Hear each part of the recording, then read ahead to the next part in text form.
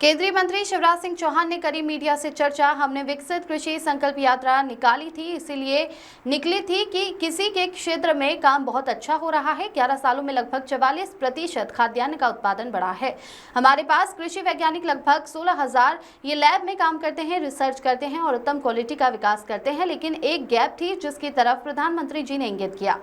Lab में बैठा वैज्ञानिक और लैंड पर बैठा किसान मिल नहीं पाता है, जिससे किसान क्या चाहते हैं वहां पता नहीं चलता।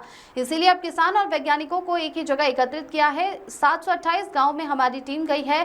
किसानों ने कहा, हमारे यहां रेड रोड करके लाल सड़न करके बीमारी देखने को मिलती है। सोयाबीन के मामले में सोयाबीन की उत्पादकता दुनिया के उत्पाद ज्यादा है। अब रिसर्च के मुद्दे किसानों के साथ बैठकर होंगे।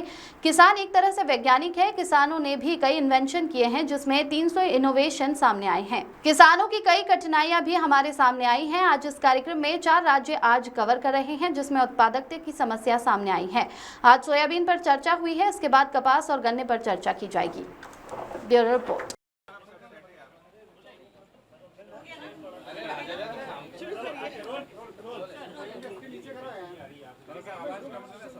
मित्रों, प्रधानमंत्री श्रीमान नरेंद्र मोदी जी का संकल्प है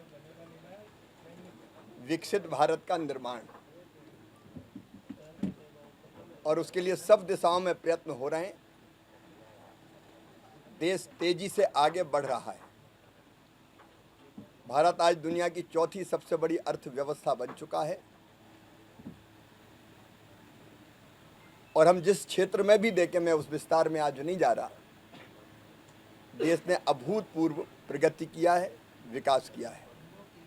लेकिन विकसित भारत का निर्माण के लिए जरूरी है विकसित कृषि और समृद्ध किसान, और इसलिए लगातार माननीय प्रधानमंत्री जी के नेतृत्व में खेती में उत्पादन बढ़ाने, लागत घटाने, कोई प्राकृतिक आपदा हो जाए तो उसकी भरपाई करने, कृषि का विविधीकरण करने, और यह धरती आने वाली पीढ़ियों के लिए भी सुरक्षित रहे, इसलिए प्राकृतिक खेती, जैविक खेती जैसे मिशन पर भी लगातार काम हो रहा है। अभी हमने विकसित कृषि संकल्प यात्रा निकाली थी। वो इसलिए निकाली थी कि कृषि के क्षेत्र में काम बहुत अच्छा हो रहा है, और पिछले 11 सालों में लगभग 44% खाद्यान्न का उत्पादन बढ़ा है। लेकिन अभी भी असीम संभावनाएं। हमारे पास कृषि वैज्ञानिक लगभग 16,000 हैं। ये लैब में काम करते हैं, रिसर्च करते हैं, शोध करते हैं, बीजों की उत्तम क्वालिटी, उन्नत किस्म तैयार करते हैं। ये अलग अलग तकनीकी का विकास करते हैं। लेकिन एक गैप था जिसकी तरफ प्रधानमंत्री जी ने इंगित किया कि लैब में बैठे वैज्ञानिक और लैंड पर काम कर रहा किसान, ये दोनों कई बार मिलते नहीं हैं। तो लैब टू लैंड अगर एक कर दिया जाए, वैज्ञानिक और किसान मिलके विचार करें, तो खेती में और तेजी से उपलब्धियां हासिल की जा सकती है। इसी भाव से विकसित कृषि संकल्प अभियान 29 मई से 12 जून तक पूरे देश में चला। उससे कई तरह की चीज़ें सामने आई। ICAR के DG बैठे हैं, ये भी बहुत सुप्रसिद्ध वैज्ञानिक हैं देश के, ML जाट जी। पहली बार 2170 टीमें गांव-गांव गई, गांव कुछ तय किए थे, और लगभग 60,823 गांव में हमारी ये टीमें गई। लगभग 1,23,000 गांव के किसानों से मिली, क्योंकि एक गांव में 2-2 गांव के लोग भी आ गए थे कई जगह, और उसमें से कई निष्कर्ष निकले। 3 चीज़ें उनमें से प्रमुख है। नंबर 1, कई विषय ऐसे हैं जिन पर किसानों ने कहा कि रिसर्च की ज़रूरत है, शोध की ज़रूरत है। जैसे गन्ना किसानों ने कहा कि हमारे यहाँ रेड रोड करके, एक लाल सड़न करके बीमारी लगती है, वो गन्ने का सत्यानाश कर देती है, हम स्प्रे कर करके मर जाते हैं, उस पर रिसर्च करो। सोयाबीन के मामले में सोयाबीन की उत्पादकता स्थिर है, हमारे यहाँ बढ़ नहीं रही, जबकि दुनिया के कई देशों में सोयाबीन की उत्पादकता हमसे ज़्यादा है। एक अलग बात है कि GM सीड्स का इस्तेमाल हम नहीं करते। ब्राज़ील वगैरह GM जेनेटिक मॉडिफाइड सीड्स का इस्तेमाल भी करते हैं, हमारी मर्यादाएं भारत के सोच के हिसाब से। लेकिन बावजूद इसके उत्पादकता बढ़ाने की ज़रूरत सोयाबीन में भी है, लागत घटाने की भी ज़रूरत है, वैल्यू एडिशन की ज़रूरत है। और इसलिए ज़मीन पर जो किसानों से बात आई सामने कि कई चीज़ों में रिसर्च कीजिए, शोध कीजिए। अभी रिसर्च करते थे साइंटिस्ट अपने हिसाब से, लेकिन हमने अब तय किया कि रिसर्च होगी किसान की ज़रूरत के हिसाब से। रिसर्च के मुद्दे दिल्ली में बैठ के तय नहीं होंगे, रिसर्च के मुद्दे खेत में किसानों के साथ बात करके तय होंगे। और इसलिए मैंने भी तरीके बदले हैं, और मैं भी जहाँ दौरा करने जाता हूँ खेतों में किसानों के बीच बैठता ही हूँ, क्योंकि उनसे बेहतर आपको जानकारी कौन देगा। और वो तो विशेषज्ञ हैं, एक तरह से वैज्ञानिक ही हैं किसान जो इतने दिनों से खेती कर रहे हैं। तो कई क्षेत्रों में हमको रिसर्च करना है, ज़रूरत के मुताबिक रिसर्च। ऐसा नहीं कि एक पेपर रखना है, लिखना है इसलिए रिसर्च हो गई, एक बात।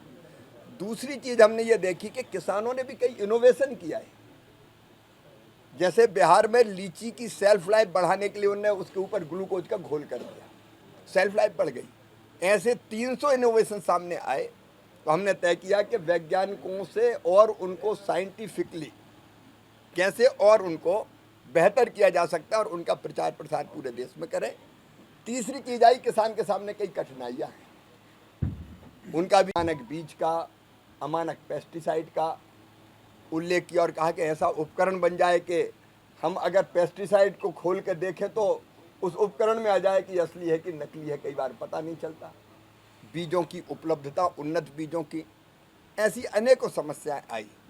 इनको ध्यान में रखते हुए फिर हमने एक विस्तृत वर्कशॉप किया दिल्ली में, और 2 तरह की चीज़ें तय की उसमें से। नंबर 1, हम क्रॉप बार किसानों से चर्चा करेंगे। किसान, वैज्ञानिक, एग्रीकल्चर यूनिवर्सिटी, राज्य के और केंद्र के कृषि विभाग के अधिकारी और बाकी स्टेक होल्डर। जैसे अगर सोयाबीन की बात करें तो सोयाबीन में सोया इंडस्ट्री भी, उसकी भी सुनना चाहिए, क्योंकि वो खरीदेंगे और उनका प्रोसेसिंग का काम तेज होगा तो किसान को दाम भी और ठीक से मिल सकते हैं। इसी क्रम में आज हम नेशनल सोयाबीन संस्थान में आज आए हैं, और आज देश के टॉप के साइंटिस्ट, कृषि वैज्ञानिक आज यहाँ पे हैं। कृषि विभाग के सचिव से लेकर केंद्र सरकार के उच्च अधिकारी हैं। 4 राज्य हम यहाँ कवर कर रहे हैं, मध्य प्रदेश, राजस्थान, महाराष्ट्र और तेलंगाना। चारों विभागों के कृषि विभाग के सारे वरिष्ठ अधिकारी यहाँ आए हुए हैं। हमने एफपीओज को भी यहाँ बुलाया, हमने किसानों के बारे में जानकारी काम करने वाले संगठन भी बुलाए, एनजीओ भी बुलाए, और उनसे चर्चा का दौर अभी सोयाबीन पर चल रहा है। अभी आधी चर्चा हुई है, आधी बाकी है। लेकिन जो हमारी सोयाबीन में समस्या है उसके समाधान का हम प्रयत्न करेंगे। समस्या मैंने पहले ही बताया कि अभी तक जो सामने आई, एक है उत्पादकता की, पर हेक्टर या पर एकड़ उत्पादकता कैसे बढ़े। और इसलिए और रिसर्च, हम जीएम क्रॉप्स पर नहीं जाते, लेकिन हम जीनोम एडिटिंग जैसी पद्धति का उपयोग करके हम ज़्यादा पैदावार देने वाले और उन्नत बीजों का निर्माण करें। फिर कई तरह की समस्या सोयाबीन में, जैसे पानी जरा भी भर गया तो सोयाबीन खराब हो जाता है, जड़ें सड़ जाती है। तो हमको तकनीकी परिवर्तित करनी पड़ेगी। जैसे आज हमने डेमोन्स्ट्रेशन किया, मैंने खुद ट्रैक्टर चलाया, कि नई तकनीक से सोयाबीन लगाना, जिससे हम वो मशीन लगा के चलाते हैं तो अपने आप दोनों तरफ नाली खुद जाती है, तो उनसे पानी बाहर बह के निकल जाता है, और बीच में जो वो मेड़ बनती है उसके ऊपर हम सोयाबीन लगाते चले जाते हैं। ऐसी कई चीज़ें, उसके मैं विस्तार में नहीं जा रहा। एक टेक्नोलॉजी, मैकेनाइजेशन, क्योंकि एक समस्या है सोयाबीन में भी और बाकी फसलों में भी कि अब कृषि मजदूर मुश्किल से मिलते हैं। मालवा में तो और भी बड़ा संकट है, तो मैकेनाइजेशन हमको करना पड़ेगा। फिर 4 तरह के रोग सोयाबीन में लग रहे हैं। एलोमोजिक जैसे यहाँ बहुत व्यापक पैमाने पर लगता है और फसल को पूरी तरह से तबाह और बर्बाद कर देता है। तो उन बीमारियों से मुकाबला करने वाली किस्म जिसमें रोग प्रतिरोधक क्षमता हो, नंबर 1, और नंबर 2 वो बीमारी ना लगे इसलिए बीज को कैसे उपचारित करें। आज उसके तरीके का भी यहाँ डेमोन्स्ट्रेशन हुआ है, वो हम व्यापक पैमाने पर किसानों के बीच में करेंगे, क्योंकि बीज उपचार अगर ढंग से हो जाए तो फिर इनमें से कई बीमारी लग नहीं सकती। और फिर अगर बीमारी हो तो समय पर कैसे पहचान लें और उसके उपाय कौन से हैं वो हम खोज लें, उस पर हम लोग काम कर रहे हैं। तो आज ये विशुद्ध रूप से सोयाबीन की फसल, क्योंकि सोयाबीन में प्रोटीन, हम जानते हैं हमारा प्रदेश ऐसा जहाँ शाकाहारी लोग, देश में भी बड़ी संख्या में शाकाहारी है, तो प्रोटीन का बहुत बड़ा जरिया है। एक चीज़ जो सामने आई कि अभी तक सोयाबीन का उपयोग हम समझते हैं कि तेल के लिए होता है, लेकिन तेल का कंटेंट तो बहुत कम है उसमें, 18% के आसपास। उसमें बाकी जो प्रोटीन होता है, सोया खली जो निकलती है, DOC जिसको हम कहते हैं, उसका कैसे बेहतर उपयोग हो सकता है, वो कैसे एक्सपोर्ट ज़्यादा हो सकती है, वो एक्सपोर्ट होगी तो पैसे ज़्यादा मिलेंगे। अभी उसकी अधिकता के कारण उसके एक्सपोर्ट पर भी संकट आया है।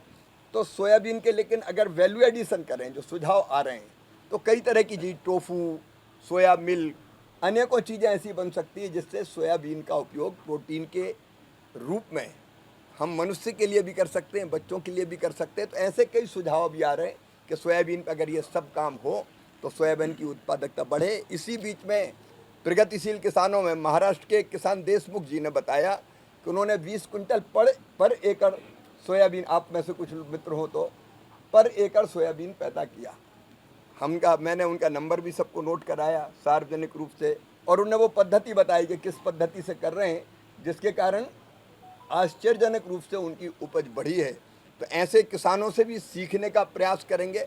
तो कुल मिला के ये बहुत रचनात्मक कार्यक्रम है। अभी हम सोयाबीन पे कर रहे हैं, इसके बाद कपास पे हम चिंतन करेंगे, वो हम कोयम्बटूर में करेंगे, गन्ने का मेरठ में करेंगे, उसके बाद हम दलहन पे कानपुर में करेंगे। तो जो हमारी जितनी बड़ी फसलें हैं उन सब पर, क्योंकि केवल दलहन मिशन तिलहन मिशन कहने से काम नहीं चलेगा, एक एक फसल की अपनी अलग अलग समस्या है, उसको ध्यान में रखते हुए फसल में कैसे उत्पादन ठीक हो और किसान को लाभ कैसे मिले, इसके लिए ये एक्सरसाइज चल रही है। और आज इसीलिए हम लोग पूरी टीम के साथ इंदौर आए हैं। एक मंत्र है हमारा, एक राष्ट्र, एक कृषि और एक टीम, मतलब सब लोग एक दिशा में काम करें, वैज्ञानिक, किसान, एग्रीकल्चर यूनिवर्सिटी, कृषि विज्ञान केंद्र, केंद्र सरकार और राज्य सरकार। और आज पूरी टीम यहाँ है। एक संस्कृति, नई कार्य संस्कृति का विकास हो रहा है, जिसमें सब मिलकर एक दिशा में काम करेंगे, किसान के कल्याण के लिए, खेती के लिए। और कृषि मंत्री के रूप में तो मेरे रोम रोम में किसान और हर सांस में खेती है, तो मैं दिन और रात इन कामों में लगाऊंगा। आप कहीं न कहीं खेतों में मुझे देखते ही होंगे। और मुझे खुशी है कि सोयाबीन का समाधान भी, जो समस्याएं उनका निकलेगा। किसान समस्याएं भी बता रहे हैं, वैज्ञानिक समाधान सुझा रहे हैं, और दोनों सरकारें, केंद्र की और राज्य की, उस समाधान को लेकर किसानों के बीच में जाएगी।